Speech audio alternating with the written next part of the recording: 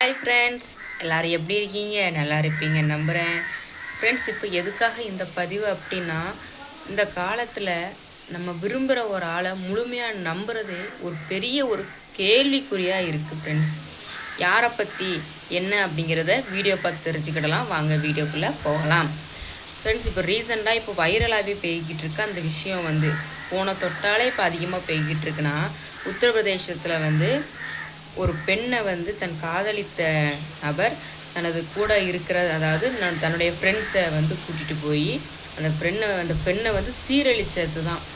அது கேட்கும்போதே ரொம்பவே ஒரு வேதனைக்குள்ளான ஒரு விஷயமா மாறுது ஃப்ரெண்ட்ஸ்.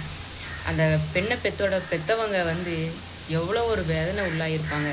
அந்த பிள்ளையை சின்ன பிள்ளையிலேருந்து கண்ணுக்குள்ளே வச்சு பாதுகாத்த பிள்ளை ஒரு வாலிப வயசு வந்ததுக்கப்புறம் அவளுக்கு ஒரு நல்ல ஒரு லைஃப் கொடுக்கணும்னு சொல்லி எதிர்பார்த்துக்கிற இந்த பெற்றவங்களுக்கு இப்படி ஒரு சூழ்நிலை தலைமையில இடி விழுந்த மாதிரி ஆகி போச்சுங்க. எவ்வளோ ஒரு வேதனையாக இருக்குங்க. அது இந்த காலத்தில் ஒரு முழுமையாக ஒரு ஆளை நம்புறதே பெரிய ஒரு தப்புங்க. இல்லை, காதலிக்கிறாங்க சரிங்க, காதலிச்சா கோயில் அப்படிங்கிற இடத்துக்கு போகணுங்க. தனியாக அது என்னங்க அது இடத்துக்கு போகிறது?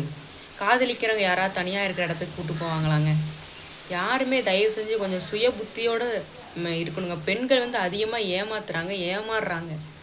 ஏமாறக்கூடாதுங்க. பெண்கள் ஒரு முன்னெச்சரிக்கையாக இருக்கணுங்க. யாரை நம்ம விரும்பணும், யாருக்கு நம்ம ஒரு முழுமையான அந்த பொசிஷனை கொடுக்கணும் அப்படின்னு தெரிஞ்சுருக்கணுங்க. சைட்டு மணிக்கே யாரையுமே நம்பி போகக்கூடாதுங்க. இந்த உலகம் கெட்டு போயிடுச்சு.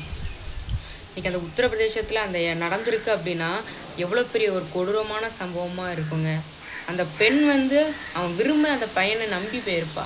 ஆனால் அந்த பெண்ணுக்கு அவன் ஒரு பெரிய துரோகமே செஞ்சுட்டான். எவ்வளோ ஒரு வேதனைக்குள்ளான விஷயங்க. உத்தரப்பிரதேசத்தில் மட்டும் நடக்குதுன்னு நினைக்காதீங்க, நம்மளுடைய நாட்டிலையுமே நடக்குங்க. ஸோ அந்த மாதிரி சூழ்நிலைகள் எதுவுமே நடக்காமல் இருக்கணும்னா பெண்கள் பாதுகாப்பாக இருங்க.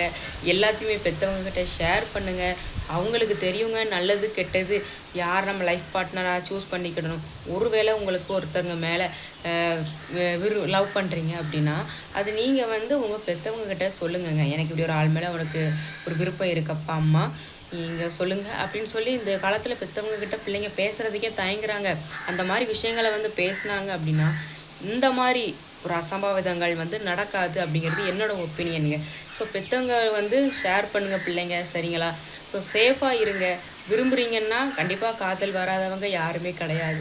வர்றதா இருந்தால் நல்லது இது கெட்டது இதுன்னு பார்த்து யோசித்து முடிவெடுங்கங்க, சரிங்களா? எனக்கு இந்த பதிவு சொல்லணும்னு தோணுச்சு, அதுக்காக தான். பிடிச்சிருந்துச்சுன்னா லைக் பண்ணுங்கள், ஷேர் பண்ணுங்கள், சப்ஸ்கிரைப் பண்ணுங்கள்.